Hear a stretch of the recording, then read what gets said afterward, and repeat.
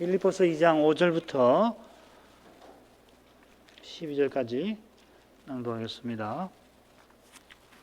너희 안에 이 마음을 품으라. 곧 그리스도 예수의 마음이니 그는 근본 하나님의 본체시나 하나님과 동등됨을 취할 것으로 여기지 아니하시고 오히려 자기를 비워 종의 형체를 가져 사람들과 같이 되었고 사람의 모양으로 나타나셨음에 자기를 낮추시고 죽기까지 복종하셨으니 곧 십자가에 죽으심이라. 이러므로 하나님이 그를 지극히 높여 모든 이름 위에 뛰어난 이름을 주사 하늘에 있는 자들과 땅에 있는 자들과 땅 아래에 있는 자들로 모든 무릎을 예수의 이름에 꿇게 하시고 모든 입으로 예수 그리스도를 주라 시인하여 하나님 아버지께 영광을 돌리게 하셨느니라.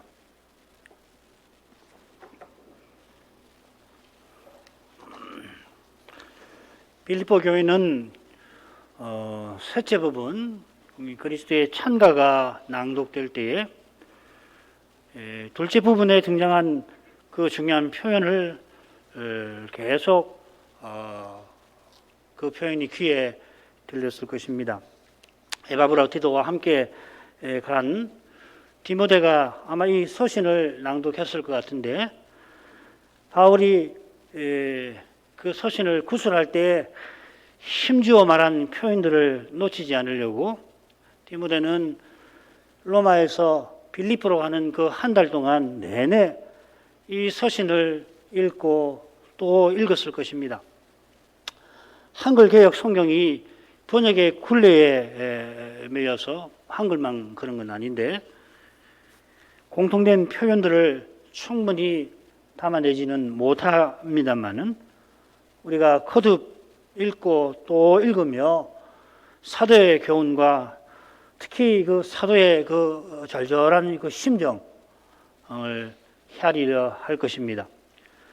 그리스도의 심장으로 빌립보 교회를 사랑하는 그 사도의 심정에 그리스도로 가득한 그것을 우리가 놓치지 말 것입니다.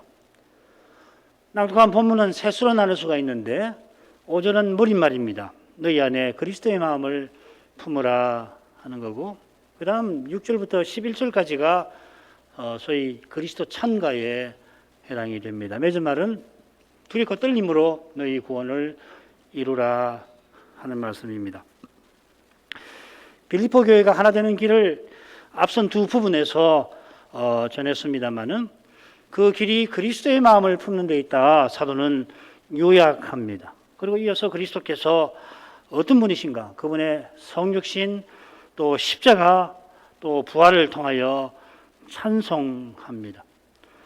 이 대목을 구술할 때에 사도가 마치 찬송하는 듯 했을 것도 같습니다.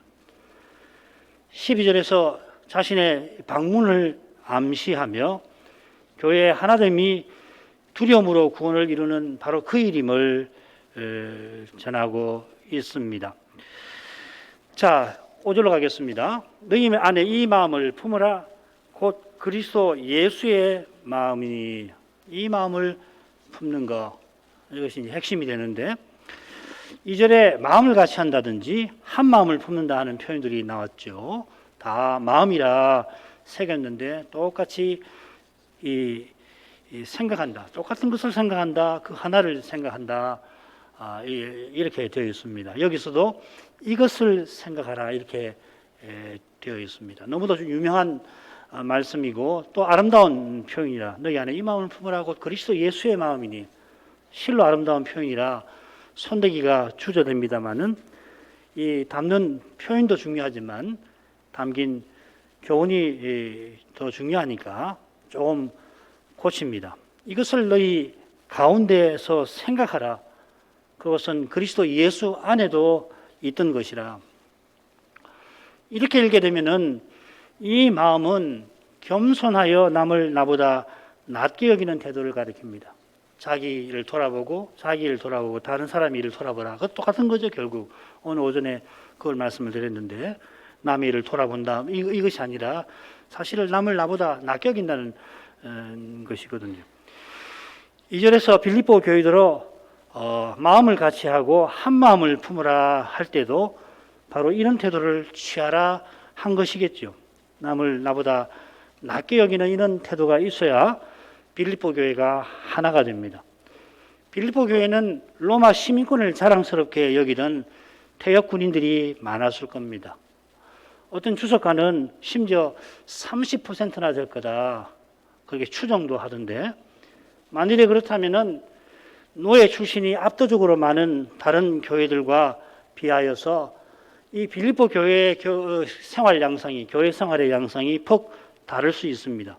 한두 사람이라도 그 사람이 특히 권위의 자리에 앉아 있을 경우에 그가 세상 영광을 자랑하게 되면은 교회의 하나됨에 큰 장애가 될 것입니다. 교회의 하나됨은 오직 그리스도에게서 나오는 것이라 그러합니다. 교회 하나됨은 그리스도로 가득하지 않으면 불가능한 것이죠. 그렇죠? 적지 않은 사람이 그런데 자기를 자랑하면 빌립보 교회가 그럴 소지가 큰데 그리스도의 몸은 심각하게 나뉘게 될 것입니다.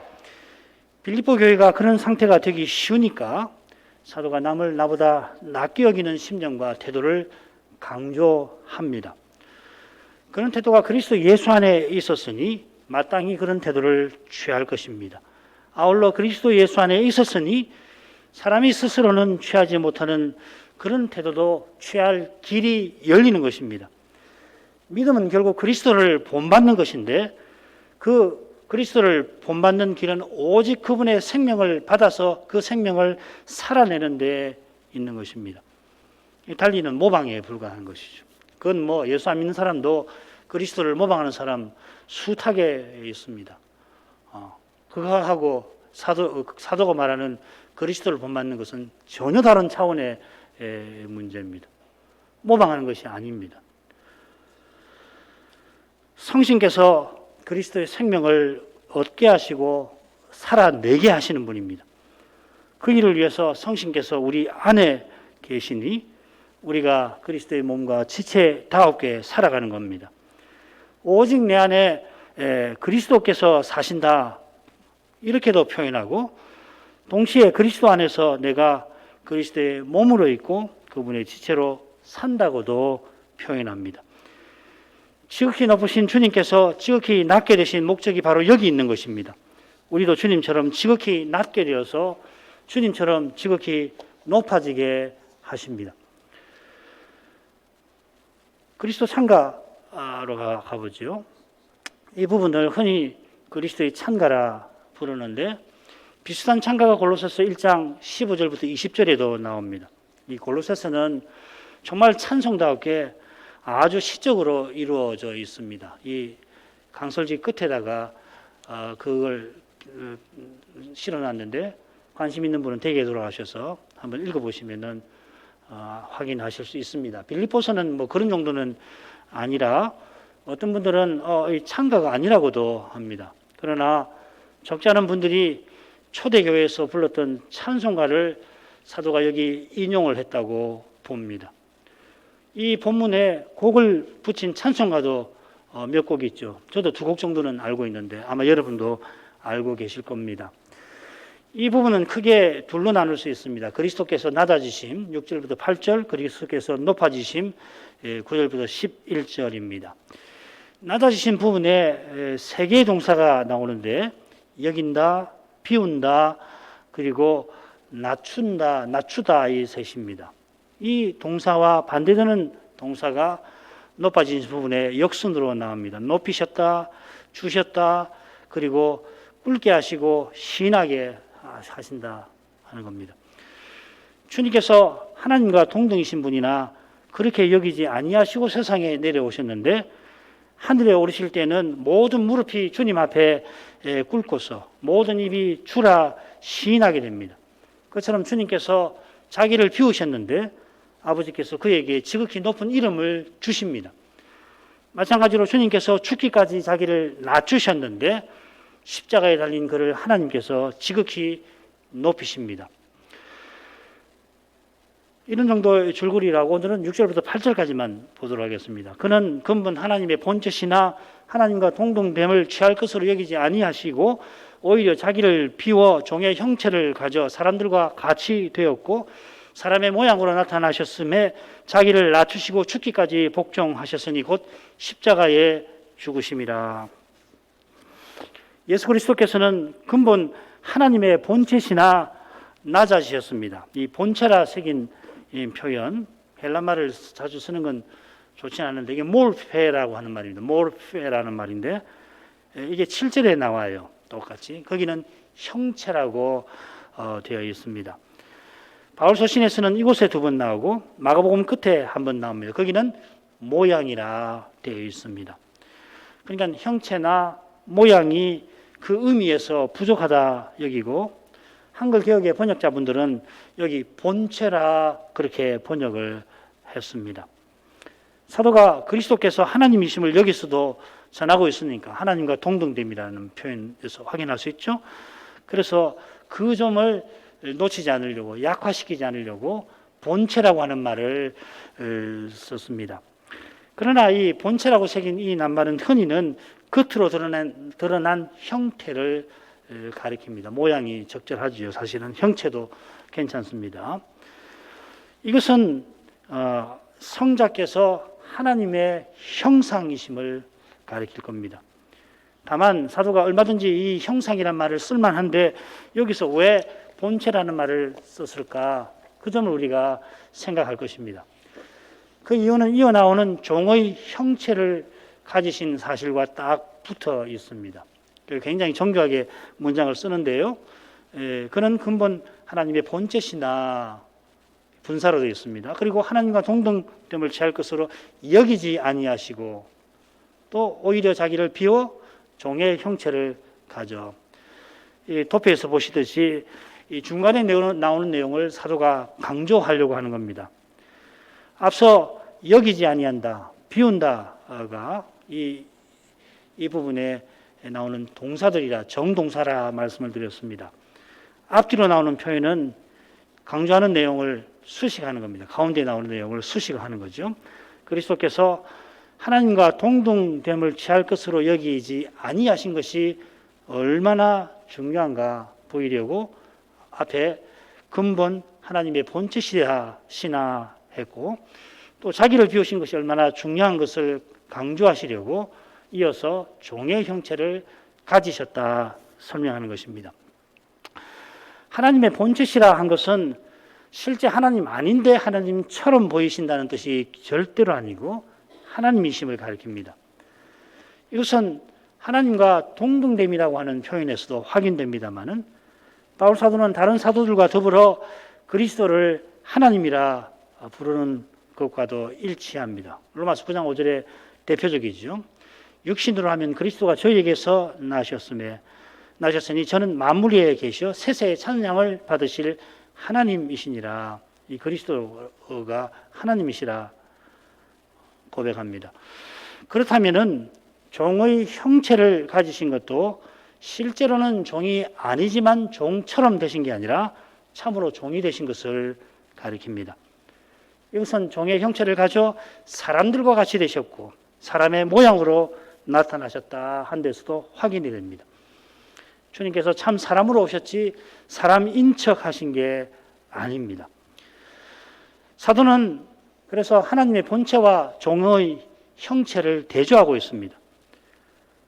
하나님의 본체시나 사람의 모양을 가지셨다 아니하고 종의 형체를 가지셨다, 지니셨다 했는데 이건 예수님이 얼마나 낮아지셨는가를 강조하는 것입니다.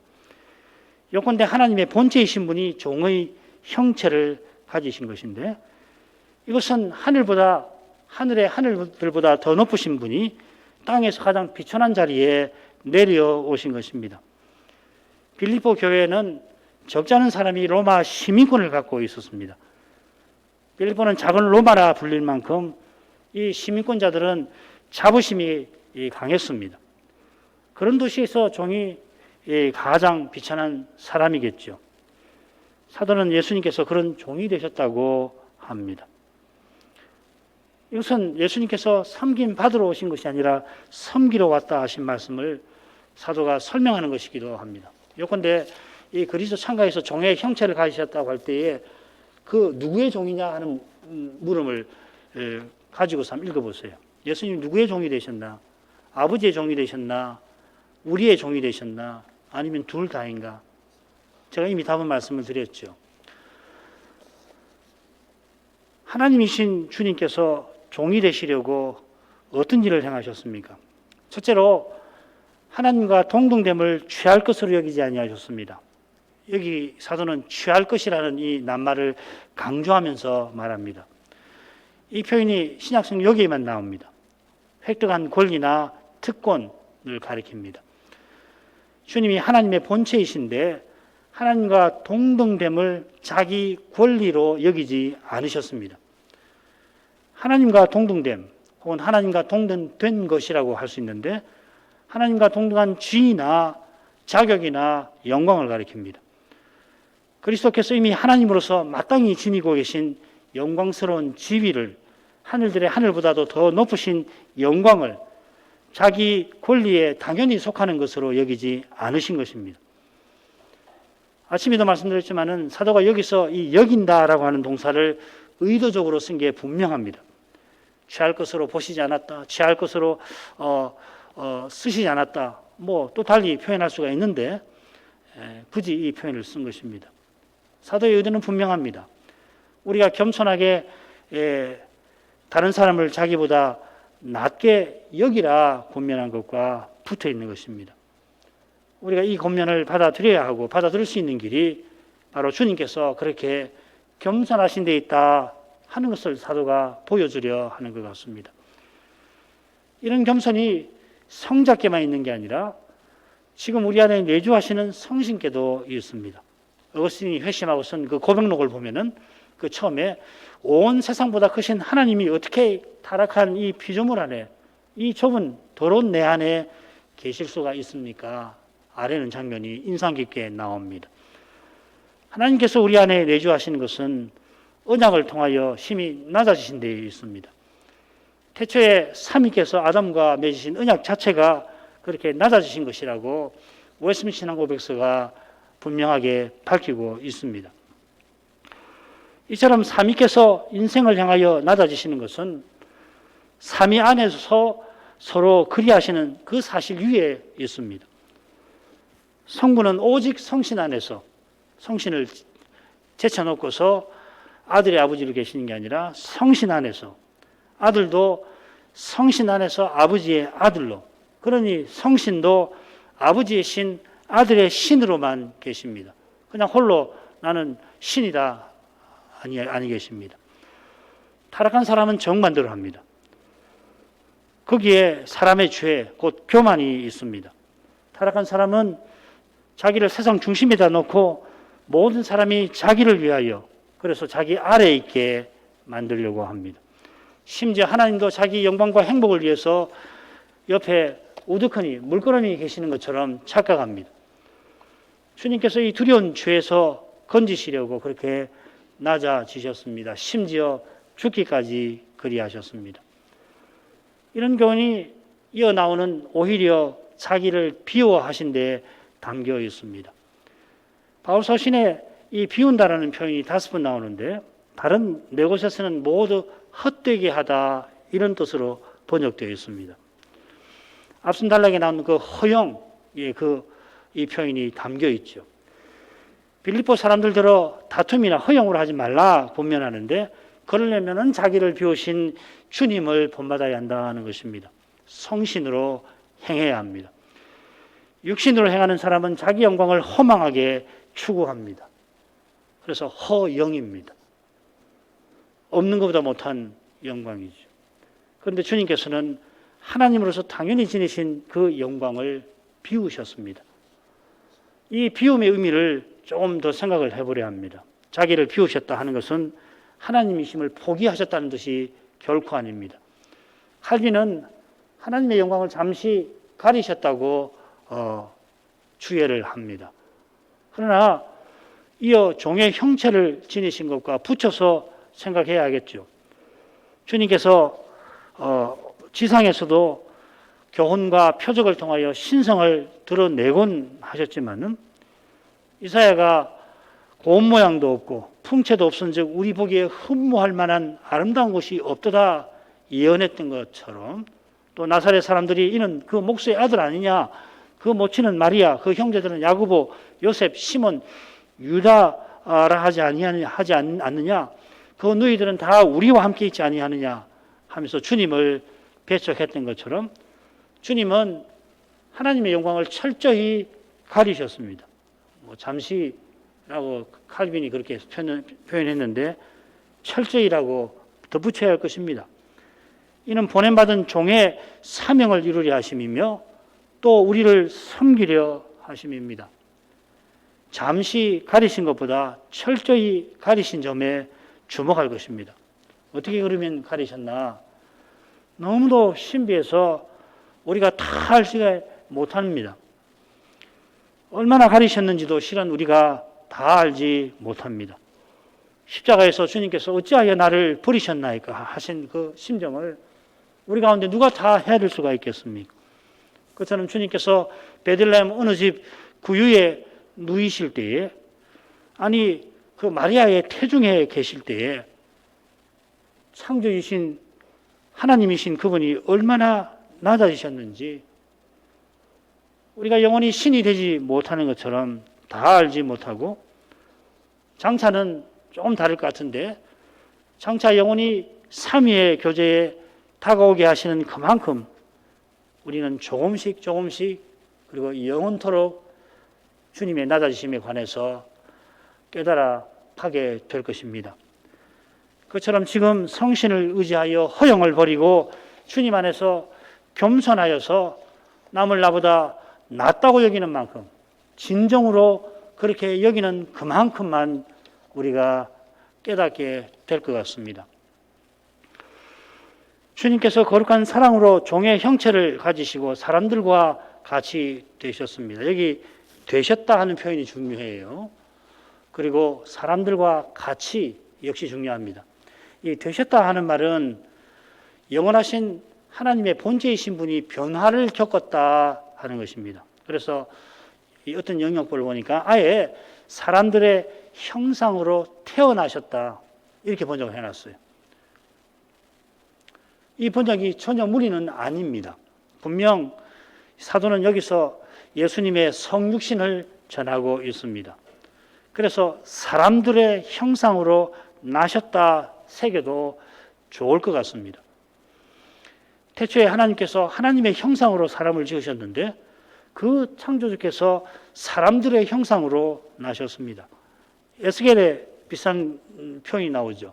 그 보좌, 영광 보좌의 형상 위에 한 형상이 있어. 이 영원하신 하나님의 형상 아닙니까? 하나님은 볼 수 없는 분인데 에스겔의 이상 중에 보이셨으니까 형상으로 보이셨는데 사람의 모양과 같은 사람의 모양 같더라 이렇게 되어 있습니다. 참 신비한 것이죠. 사람이 얼마나 고귀한가를 보여주는 것이기도 합니다. 실은 사람이 얼마나 고귀하냐면 이 그리스도를 통해서 확인될 수 있는 거거든요. 에스겔 선지자에게 여호와께서 구원의 하나님이심을 드러내려고 사람의 모양과 같은 형상으로 나타나셨던 것처럼 성자께서 우리의 구원을 위하여 우리들의 형상으로 내려오셨다 하는 것입니다.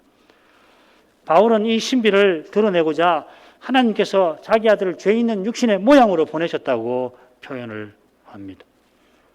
보내셨다 하는 것은 그분이 아버지의 뜻을 받드는 종이심을 가리킬 겁니다.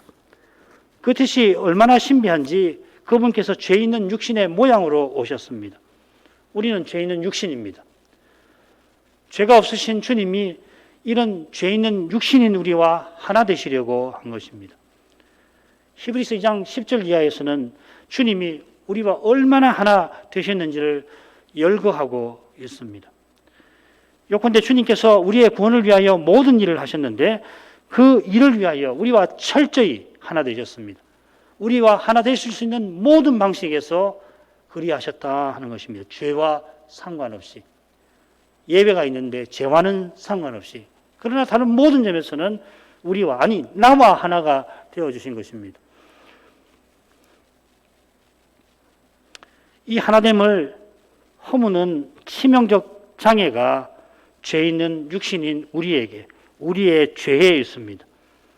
주님께서 이런 우리와 도무지 하나 되실 수가 없는데 이 불가능하게 만드는 장애를 주님은 신비하신 방식으로 넘어서셨습니다. 신학자들이 가끔씩 이런 질문을 해요. 주님께서 질병에 걸리셨을까? 그런 문제도 따집니다. 왜 그러냐면 질병이 죄의 결과여서 그런 질문을 던집니다. 그런데 마태 사도는 이렇게 이야기합니다. 주님께서 기적적으로 표적을 행하시는, 질병을 고치시는 그 대목에서 우리의 연약한 것을 친히 담당하시고 우리의 병을 짊으셨다 하고 이사야 예언을 인용합니다.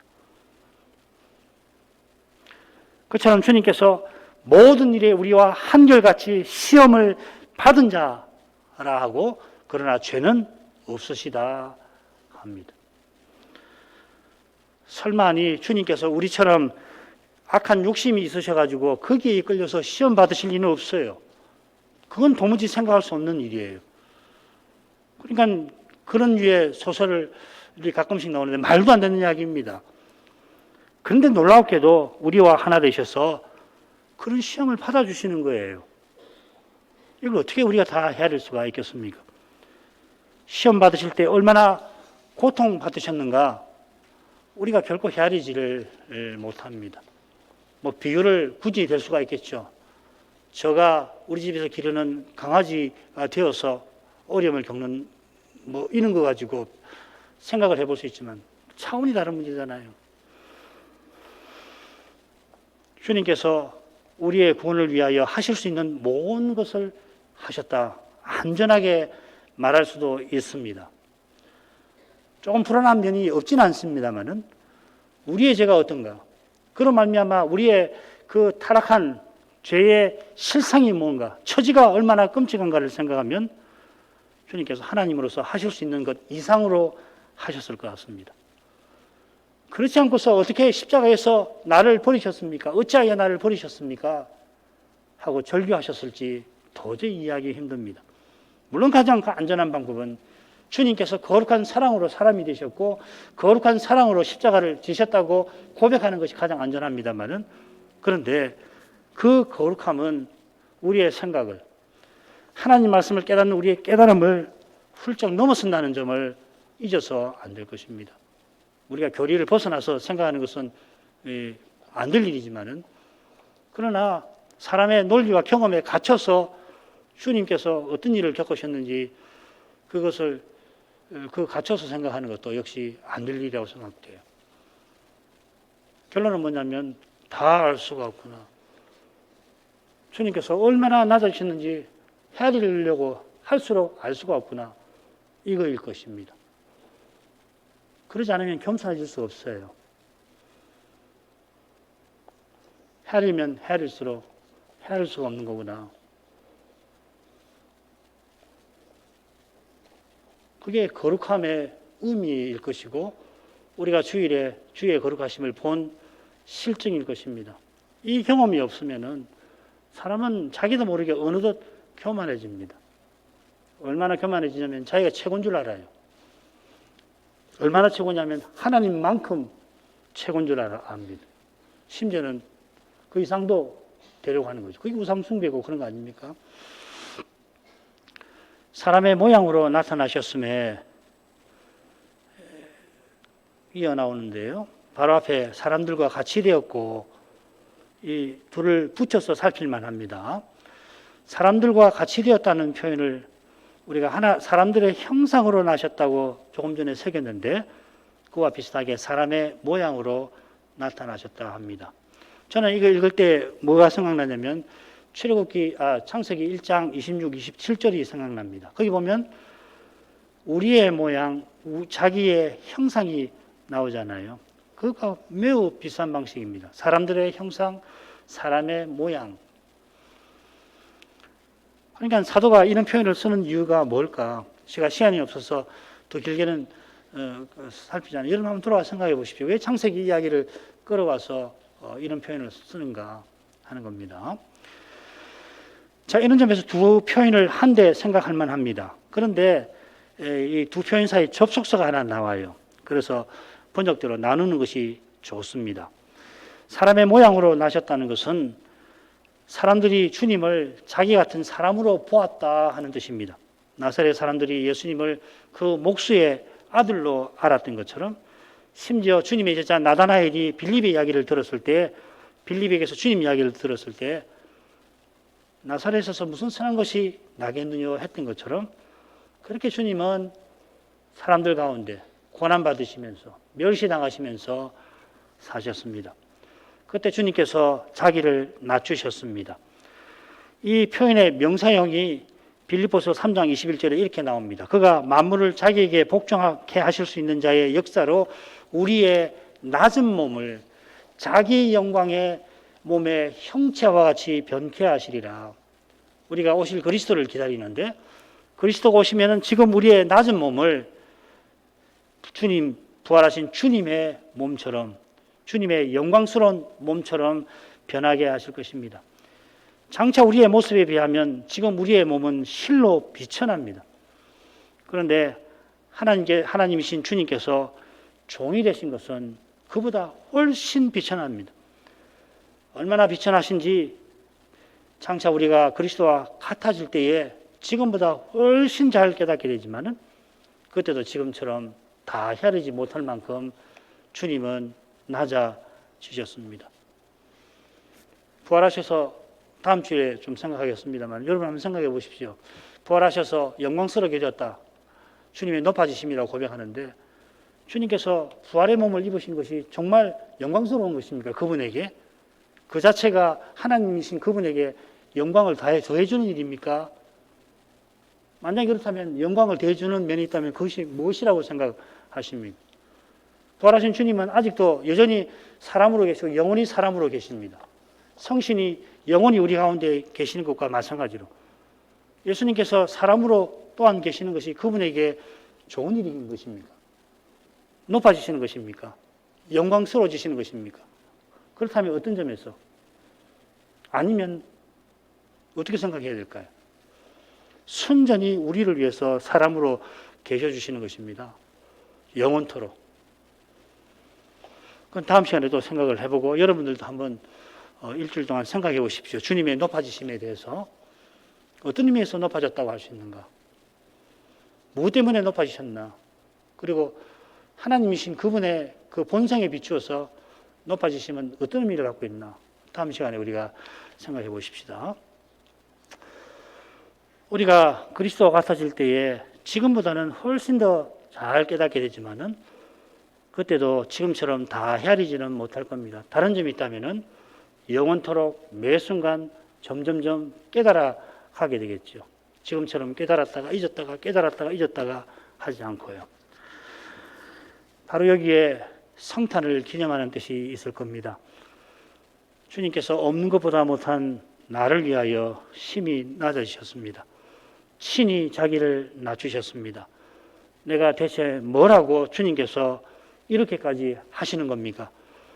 사실 날마다 이런 심정에 우리가 더욱 나아가야 마땅할 것입니다. 만일 할 수만 있다면 매 순간, 날마다 매 순간 그렇게 해도 사실은 부족할 판입니다. 장차는 매 순간 그런 심정에 영원토록 나아가게 될 것입니다. 이런 겸손한 심정을 품고서 더욱 그리스도처럼 낮아지는 것이 지금 여기서 우리의 소명입니다. 우리 할 일이 이것입니다. 이보다 위대한 일이 없어요. 우리가 무슨 일을 한다 할지라도 이보다 위대할 수 없다고. 왜냐하면 우리가 하는 일은 다 사라져 버리잖아요. 혹은 없어져 버리거나 하나님 말씀에 위배되는 것은 없어져 버리고 하나님의 말씀대로 우리가 행하는 그 일들이 다 사라져 버립니다. 아버지 되는 거, 어머니 되는 거, 부모, 자식, 목사, 집사, 장로 다 사라져 버리잖아요. 이 모든 일은 바로 이 소명을 위해서 잠시 우리에게 주시는 것입니다. 사도의 권면을 조차 참으로 다른 사람을 나보다 낮게 여긴다면은 그보다 복되고 기쁜 일이 없을 겁니다. 물론 자기 십자가를 지는 고난이 거기 기다리고 있을 테지요. 그러나 그 고난을 통하여 그리스도께서 함께 하심을 생생하게 맛보게 될 것입니다. 그러라고 고난을 주시는 겁니다.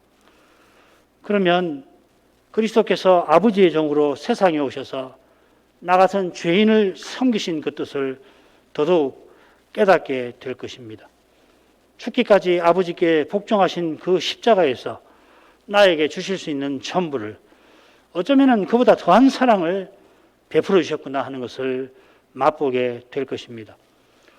이 사랑에 이끌리는 교회와 신자만이 죽음을 이길 수 있을 것입니다. 죽음의 현실에서도 그리스도의 사랑을 드러내게 될 것입니다. 이것이 이 시대에 가장 절실한 것입니다. 기도하겠습니다. 자비하신 아버지, 주님께서 강성하신 이날에 사도의 서신에서 그리스도의 창가를 배우게 하셔서 감사드립니다. 그리스도께서 하나님의 본체시나 종의 형체를 가지려고 하나님과 동등됨을 취할 것으로 여기지 않고 자기를 비우셨습니다. 아버지와 성신과 동등이신 주님께서 우리의 구원을 위해서, 우리와 하나 되기 위하여서 나를 대신하여 십자가를 지려고 심히 낮아지셨습니다.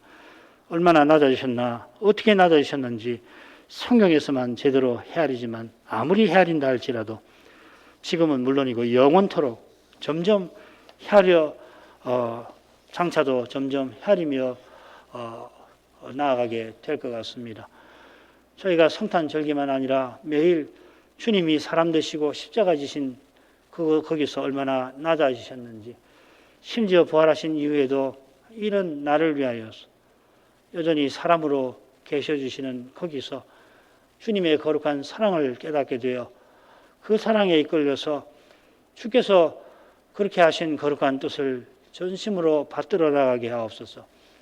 어느 시대보다 이런 심정과 태도가 우리에게 절실함을 구합니다. 하늘아버지께서 저희 간구하는 것을 들어주시고 응답해 주시기를, 그리스도의 영광의 그 풍성함으로부터 우리에게 있어야 할 것을 넘치도록 허락하여 주시기를 구합니다. 예수님의 이름으로 기도합니다. 아멘.